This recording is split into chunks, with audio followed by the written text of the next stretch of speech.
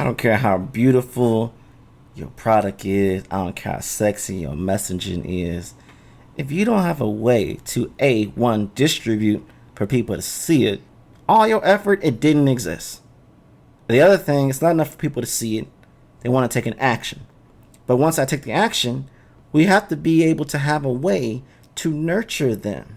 Unless you expect everyone every time to see that product or see a service offering, take my money, give me my money. That's not realistic. Think about you as a user. When someone's in Clubhouse and they say, do give me this to get my course, or do this to go to my website to buy this. Do you do it? Let's be real. Do you do it? And the same thing when you scroll on Instagram, you see bombarded with ads, call to actions, conversations.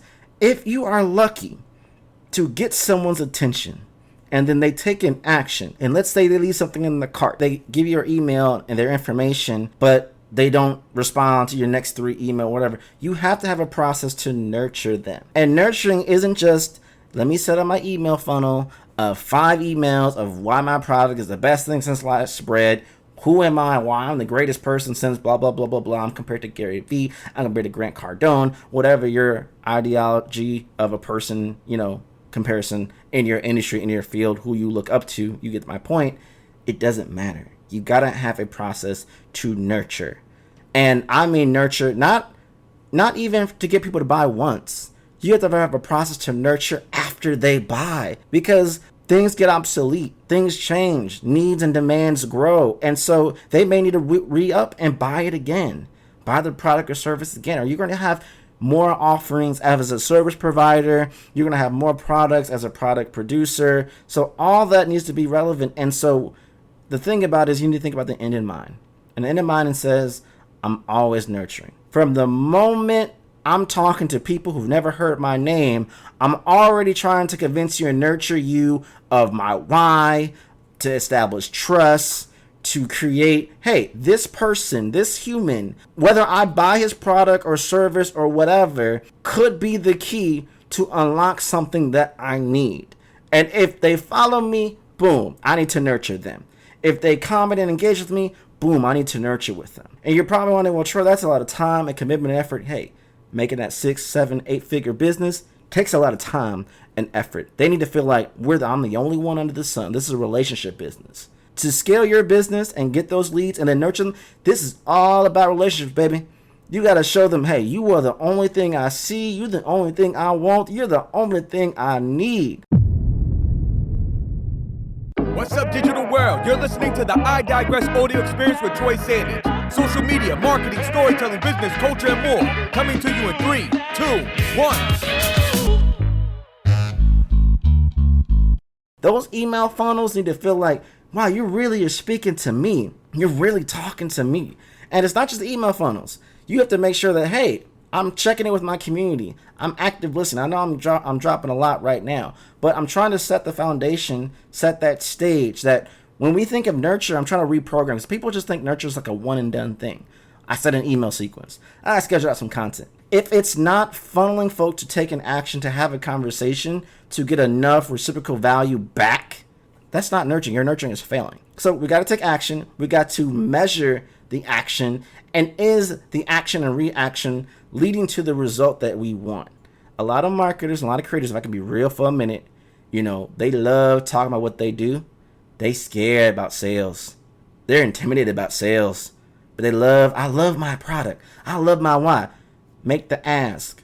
Ask your community to distribute what you're doing. Your community, those who you're nurturing to buy your product or service, they don't know what they want. You have to tell them. And we may feel, because I'm an empath, I'm an ENFP, I'm a 2-wing 3, and if you know what that means, you know what it means. If you're not, ask about it later.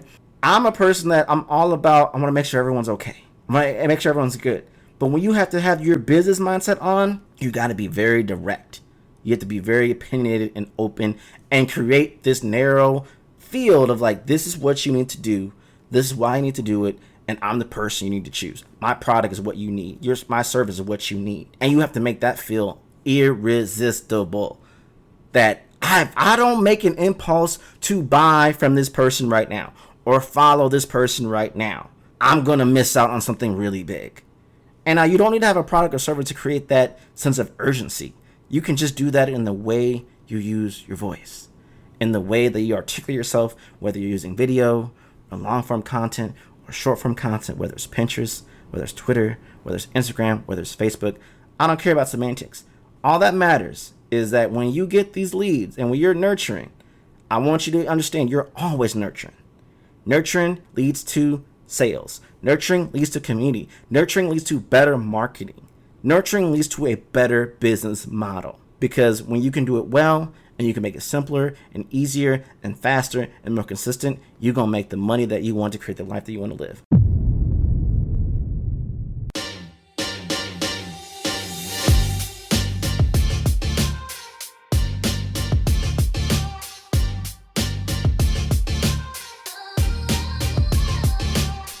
What you just heard was a small little insert of Clubhouse workshops that I do with clients, with potential customers. I just want to acknowledge and share that if you're enjoying these audio experiences, why not ask the questions live? Get the answers that you need live. And who knows, maybe your question, come out with my answer, is featured on another episode of I Digress. The first section was all about Nurturing 101. This part 2 is all about the difference between nurturing and scaling. And how do we navigate both to get sales? How do we navigate both to create the life that we want? Let's take a listen.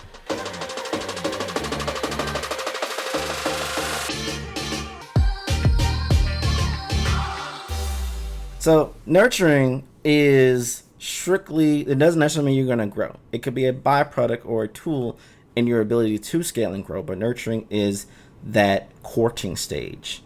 And that's at every level.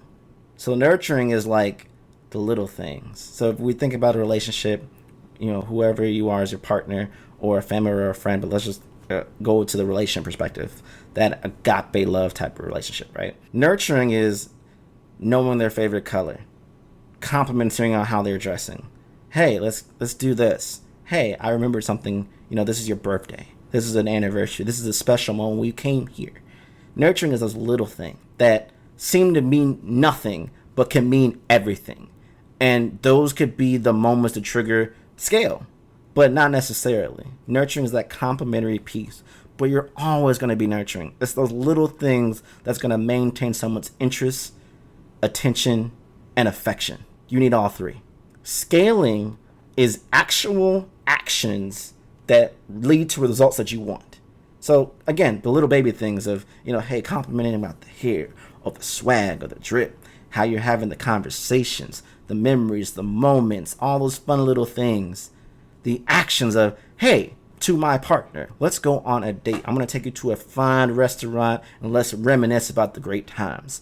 Hey, I have this dope opportunity to do this thing. Would you like to go with me? I got some tickets. Let's go. Flying a plane, going on a car ride. These are actions. These are that next level that takes a little bit longer to plan or a little bit more effort to maintain. I can compliment someone, send some nice tweets, send some text messages. That's just nice communication. And now we're having a long, elongated 30-minute, 45-minute phone call. We're doing a video call. We're submitting this, we're sending that. These are longer term actions. So nurturing is the little things. And scaling is those bigger piece actions that will lead to a result. Let me make that clear. Nurturing can lead to a result, but doesn't necessarily in that moment. In most cases, all things with nurturing can, over a compound thing of time, lead you to a result that you're trying to get to. But it may not get to it of itself, and that's okay. We're not here for that. Nurturing is just keeping interest, keeping affection, keeping attention. Scaling is doing specific actions to get growth. That's me making a call to action. Right now, I'm nurturing. I'm trying to have this conversation. I'm trying to show my skill set. I'm trying to show that suave, that swag, give y'all confidence. Say, hey, establish the cadence of this dude knows what he's talking about. Okay, I trust him now. Now, the action part to scale, hey, would like to give you a 30-minute session to do X, Y, Z. And by the end of that, you may feel aware enough to see what's possible to maybe want to collaborate and work with me as your strategic partner. That's me taking an action to scale. Now, scaling could be both an action and a result. In most cases, it's both. And I'm not trying to go mega deep to that extent, but I'm trying to make it as simple as possible. Simple leads to scalability and sustainability. That's my mantra. That's my process. Eliminate the complexity to make simple happen. So when you think about scaling, you're going to need benchmarks. See, the thing is about business, we are afraid to look at the numbers. All I care about how many people like my posts, people engage me. No. I'm that person that's like, that's great. That's a byproduct. That's a nurturing piece. How many people today, this week, this month, this year have took the effort from something that you did and said, I want to buy your product. I want to buy your service. I'm ready to have a conversation today. And then tell me how many of those people who did that action actually bought something. Ooh, Troy, I don't want to talk about that. No. That's why you're here. Because we want to talk about that. That's scaling. Because all the other stuff is cute. It's cuddly, makes us feel good. We get a good shot of dopamine. Hey, we got 10 new followers this week. I gotta post that went viral, and viral subjective. To someone, getting 100 people to view their video went viral. Other people, nah, man, if I don't get that 6-figure number, that's not viral. Everyone's virality is subjective to their own world and their own bias or whatever they feel is relevant. Scaling is putting numbers to the game.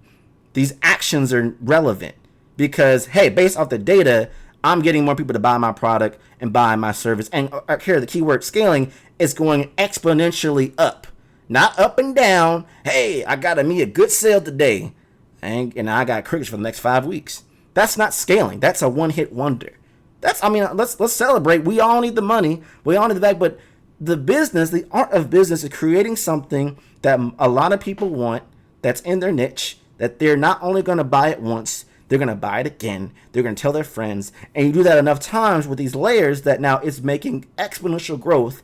That now the keyword here is forecasting how much money do I project I'm going to make per every social media post, per every call, per every email that I do. That sounds intimidating and that may sound crazy, but those people who can take their creativity and align it with strategy and make it systematized to create those results can lead to sustainable scalability. Not viral scalability was a one-hit wonder and everybody forgets about your product or service and you're done. I want scalability, which means it's building and building and building and building and building. I want the skyscraper that goes to heaven. I want the skyscraper. I want to go into the outer atmosphere. I don't want to stop at 50,000 feet. Anybody can get there. I want to consistently go up. And so that's the premise of nurturing and scalability, how to look at it from different variables. Hopefully I answered that pretty effectively.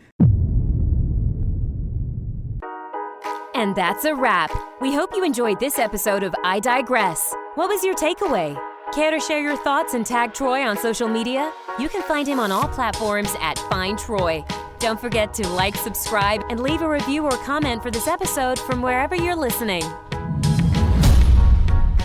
Looking for a marketing strategist to build the structure, strategies, and systems you need to get the success you want and the ROI you desire in your business? Book a discovery call to talk with Troy at findtroy.com. And as Troy's philosophy goes, imagination is the engine, content is the fuel, social media is the highway, marketing is the roadmap, sales is the destination, culture is the GPS.